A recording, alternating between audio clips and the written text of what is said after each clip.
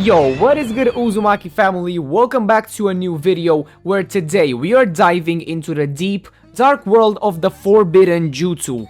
These are the ninja techniques that are so powerful yet so dangerous that the 5 Kage slapped a big nope sticker on them. But of course, in the world of Naruto, that just makes them even more cooler, right?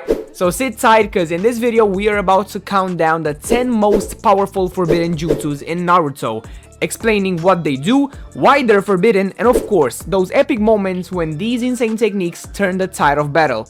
Let's get into it. Alright, so starting with the first forbidden jutsu, we have the multi-shadow clone jutsu. We're kicking off this list with a technique that every Naruto fan knows all too well. The multi-shadow clone jutsu, or the Taju Kagebushi no jutsu, I hope I pronounced that right. Now, technically, the basic shadow clone jutsu is fine. You're just making 1 or 2 clones, no big deal. But when you multiply that by 1,000, well, that's when things get dangerous. Here's why it's on the forbidden list. Each clone takes an equal portion of your chakra. So if you're a normal ninja, splitting your chakra 1,000 ways means you'll burn out faster than Gai Sensei after opening the 8 gates. Most people cannot handle that chakra strain. It's like putting $100 into a vending machine and getting 1,000,000 sodas, but you don't have enough stomach to drink them all. Naruto learned this forbidden technique from a stolen scroll when he was just a kid, which probably wasn't the best idea for his first big move, but thanks to the Nine-Tails' ridiculous chakra reserves, he can spam this jutsu all day long. In fact, is the reason he's able to pull off insane training regimens and even perfect the Rasengan faster. And I'm sure y'all remember the character Mizuki, who served as the primary antagonist in the pilot episode Enter Naruto Uzumaki, a Konohagakure Chunin and former instructor at the Ninja Academy. He planned to betray the Konoha after tricking Naruto Uzumaki into stealing the Scroll of Sealing. Mizuki had no idea that his ill-conceived plan would result in the knucklehead ninja learning his signature move, the Shadow Clone Jutsu. After Mizuki nearly killed Iruka, Naruto's favorite teacher, Mizuki found himself at the end of the jutsu's 1,000 hard-packed punches. And in conclusion, why is it forbidden? Simple, for anyone without an infinite chakra supply like Naruto, this jutsu would leave you passed out faster than you can say Hey, guess what? I made a super awesome jutsu that destroys everything it touches, including my own arm. Oh yes, the Rasen shuriken. This is what happens when you combine the Rasengan with the wind chakra and crank it up to 11. The Rasen shuriken creates a massive spinning vortex of razor-sharp wind blades that shreds anything on a cellular level. Sounds cool, right? But here's the catch. It also destroys the user's body if used at close range. Naruto learned this the hard way after throwing it at Kakuzu, and let's just say his arm didn't look too good afterward. It was more wrecked than Orochimaru's moral compass. So Tsunade was like, yeah kid, if you keep using that, you're going to be armless faster than Hidan after fighting Shikamaru. It's literally banned because it damages the user as much as it does the target.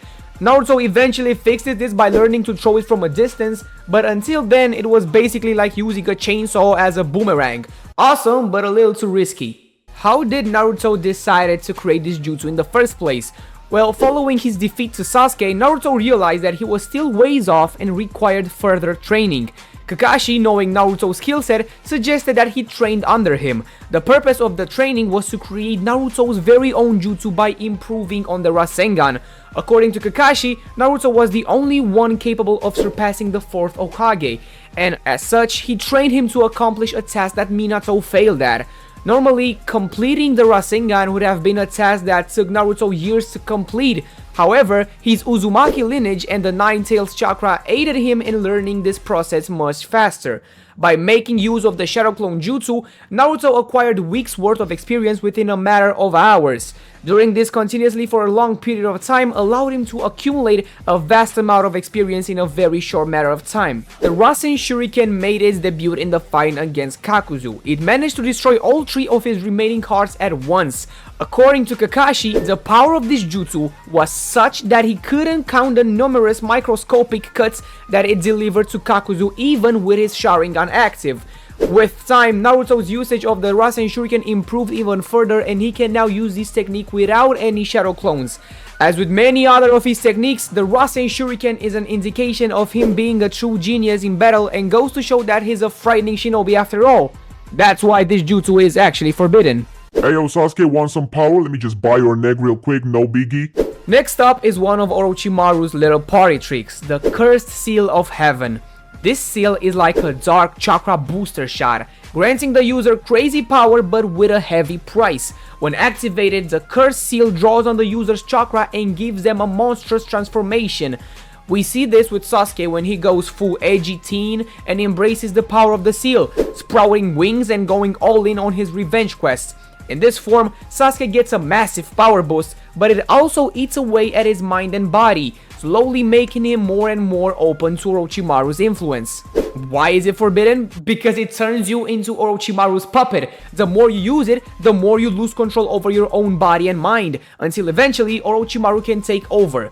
If you like free will, maybe don't sign up for this curse mark. It's a classic power at a cost kind of deal. You gain insane strength, but the more you rely on it, the more you become, well, a monster. And we both know how that turned out when my man Sasuke just casually ripped that boy's arms out with a smile on his face. Damn, Sasuke, we got it. Now things are about to get spooky with the dead demon consuming seal. This jutsu is basically calling in the Grim Reaper for backup. The user sacrifices their own soul to seal away their target soul forever. And I do mean forever. You're not getting out of this one. We first see this when the 4th Hokage Minato uses it to seal away half of the Nine Tails into Naruto. But it also shows up later when the 3rd Hokage tries to stop Orochimaru by sealing his arms. You summon the Shinigami and it drags your enemy's soul to the afterlife. But not before taking yours as well. I'll drag you to hell with me. But don't worry, it's a 2-for-1 deal. Why is it forbidden? Well, basically it's a suicide jutsu. If you use it, you're basically signing your own death contract. It's the ultimate last resort, perfect for a noble sacrifice, but you're not coming back from this one, I'm sorry to tell you. This forbidden technique is a sealing technique developed by the Uzumaki clan to call upon the power of the Shinigami. Its very existence is so secret that even Orochimaru knew nothing about it. And how this jutsu works: while the Shinigami grabs their soul, the target cannot move. Any jutsu they may be using are dispelled and they are prevented from performing additional jutsu. With targets unable to escape or fight back, the summoner can remove and seal their soul. Hiruzen was able to seal multiple souls by using this technique in conjunction with the shadow clone technique. The sealing, however, is not necessarily complete nor automatic. When Minato uses it, he seals only the Nine Tails Yin chakra, leaving its Yang chakra alone. Basically, the target soul is sealed within the body of the summoner, represented by a swirl pattern on their torso that is similar in appearance to the 8-trigram sealing style. In Minato's case, this sealing of the Nine Tails Yin chakra into himself makes him its Jinchuriki. With the sealing completed, the Shinigami gradually starts consuming the summoner's soul. The summoner can, with difficulty, continue moving and speaking, allowing them to finish any lingering business they may have, but they will die as soon as their soul has been fully consumed. Next on the list is the ultimate cheat death jutsu, the Edo Tensei, also known as the reanimation jutsu. This technique lets you bring back dead ninjas as immortals under your own control. Basically, it's necromancy, Naruto style. We first see it during the Chunin exams when Orochimaru summons the 1st and 2nd Hokage to fight the 3rd.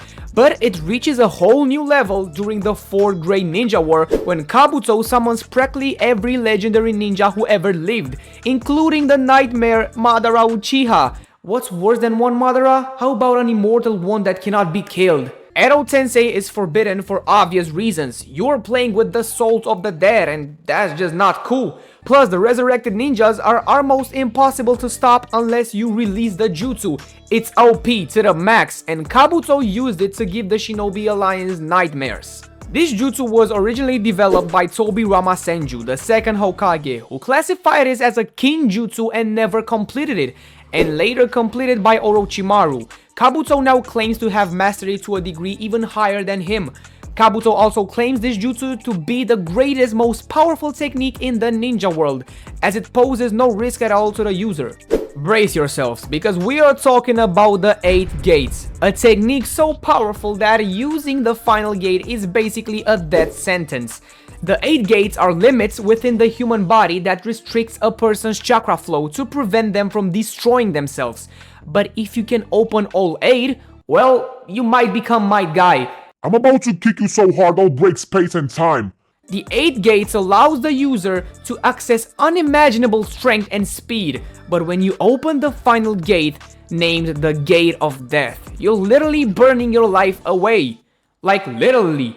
Guy knew this when he used it against Madara, but he still went full throttle, nearly taking down the legendary Uchiha. Why is it forbidden? Well, because it's a kamikaze move.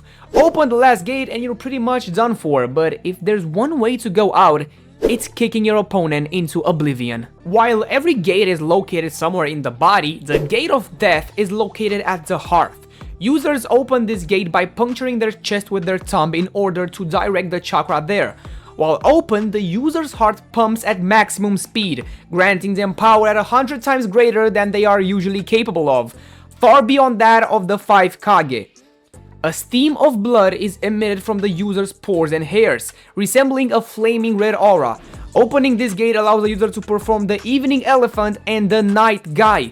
The 8th gate causes the body to heat up until it's been cooked from the inside out, reducing the user to basically ash. Here's a jutsu that turns you into a little Wolverine, Creation Rebirth. This technique allows the user to regenerate from any injury by speeding up cell division. No matter how fatal the wound, you're back in the fight in seconds. This jutsu was actually created by Tsunade, the 5th Hokage, and why is it forbidden? The downside is you're not really healing, just overclocking your cells. It shortens your lifespan with every use. Imagine it's like burning a candle from both ends. Sure, you heal instantly, but you're cutting down your life bit by bit. This forbidden jutsu was actually Tsunade's last resort in fighting Orochimaru and Kabuto alongside with Naruto.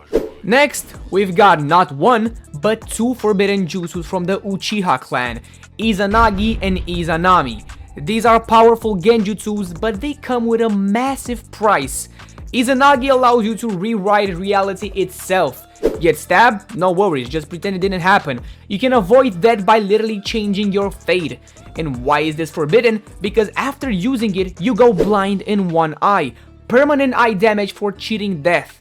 Doesn't seem like the best trade-off, right? And then there's Izanami, the counter to Izanagi. Instead of changing reality, this jutsu traps someone in an infinite loop of the same moment, forcing them to accept their fate. It's like putting someone in ninja purgatory. Why is this forbidden, you may ask? Same reason as Izanagi, you lose your eyesight after using it. 2 jutsus that can change reality, but with the ultimate cost. Danzo actually uses Izanagi during his fight with Sasuke in the Hokage's office. After suffering serious injuries from Sasuke's attacks, he activates Izanagi to manipulate his death and continue fighting. This gives him a significant advantage, leading to a dramatic and intense battle. Danzo's use of Izanagi highlights his willingness to sacrifice his allies and ethics for power and survival. It showcases the darker aspects of the Uchiha forbidden techniques.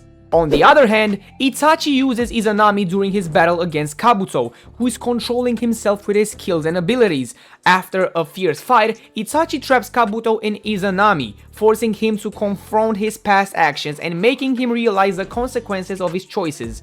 This fight is crucial as it represents Itachi's victory not through brute force, but through understanding and psychological manipulation, and it also leads to Kabuto's redemption arc.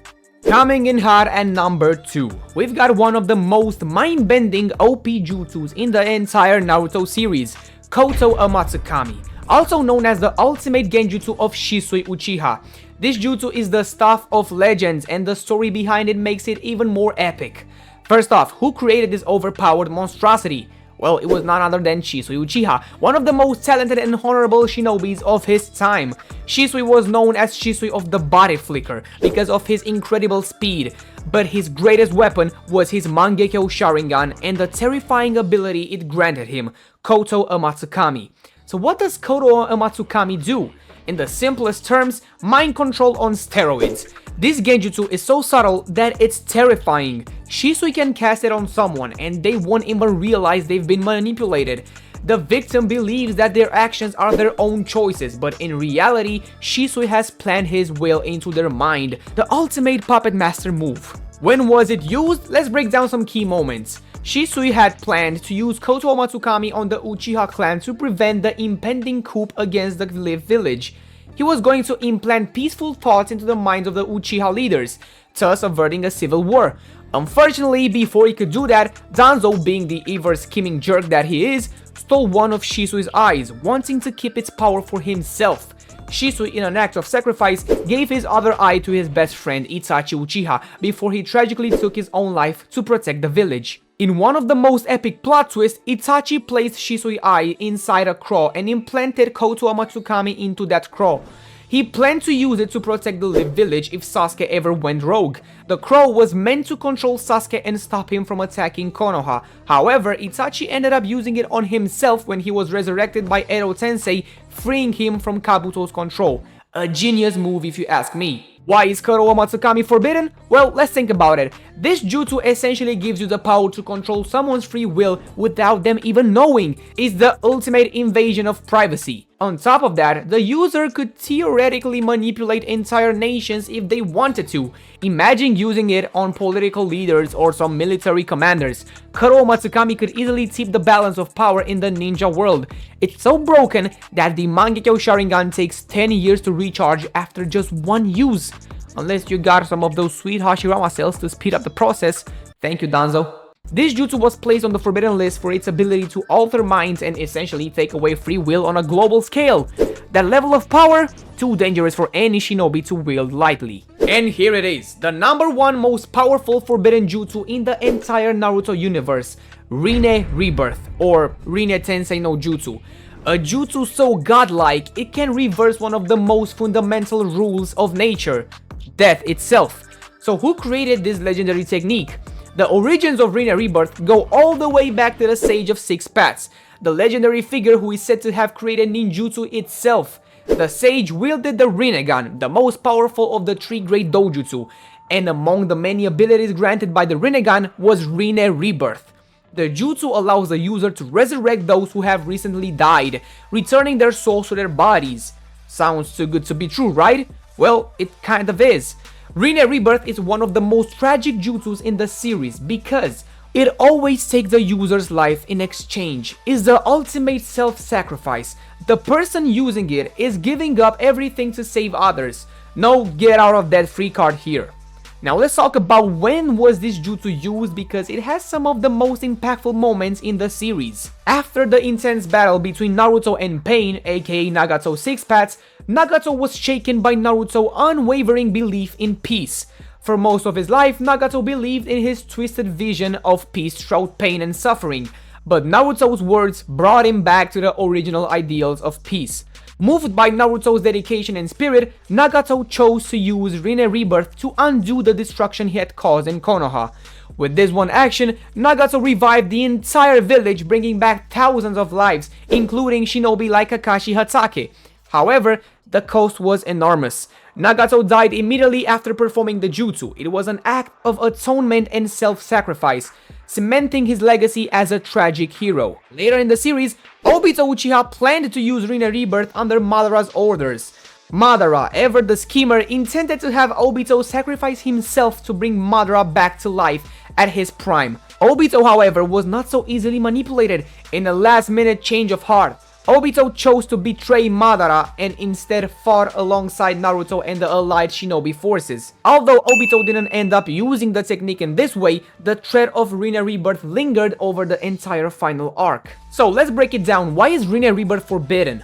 It's a one-way ticket. The moment you activate this jutsu, you're training your life to bring others back. The sheer amount of chakra it takes to reverse death is so intense that it leaves the user with nothing left. That's why only those with the rinnegan can even consider using it. It requires an immense level of power and chakra control. Even then, it's a one-use deal. Once you perform it, you're done. And also, the ability to bring people back from the dead is something that could easily upset the balance of the world. In a society where death has significant consequences and often drives change, allowing shinobi to reverse death would create only chaos. Wars could be fought with no fear of loss, and those who died for a cause could simply be brought back. It undermines the natural laws of life and death, which is why it's considered one of the most dangerous jutsus in the world. Rinne Rebirth is the ultimate act of self-sacrifice, but it's also a technique that could, in the wrong hands, lead to some pretty dark outcomes. Imagine a villain using this to constantly resurrect fallen comrades or manipulating it for their own twisted goals. That's why it's not just dangerous, it's forbidden. And there you have it, 10 of the most powerful forbidden jutsus in the Naruto universe, including the mind-warping Kotoamatsukami and the life-altering Rinne rebirth. These jutsus are so dangerous that they've been locked away from the average shinobi's reach, and for good reason. Which one of these jutsus surprised you the most? Did you agree with my picks, or do you have a favorite forbidden jutsu that didn't make it to the list? Let me know in the comments down below. Remember, with great power comes great responsibility, or in the shinobi world, a lot of drama. These techniques can change the course of battles, alter fates, and even bring back the dead, but they come with a hefty price. Just ask Obito or Danzo. If you enjoyed this video, don't forget to join the Uzumaki family by subscribing to the channel, and let's see if you can guys get this video to 20 likes. Until next time, keep your chakra strong and always be sure to do some forbidden jutsus, but make sure you don't just die.